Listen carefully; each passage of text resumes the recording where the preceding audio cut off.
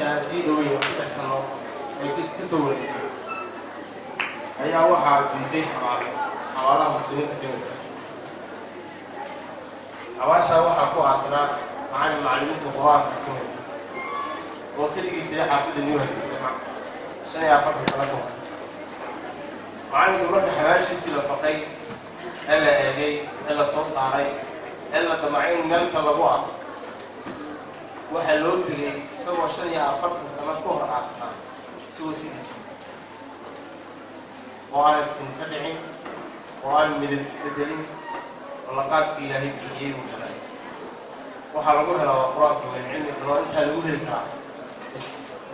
آخرها دي لسنين الوحي عليه الصلاة والسلام وفق القرآن حفلا لبدي السوالد وحرصاني ينتاج نورا وإفتين بدن أو قرح بدن قلبي فتك قوي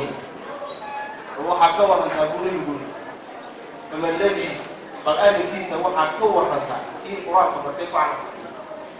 لكن والد كيسة لو كان كنت أعطيه وحى برنا سنة سهلا معها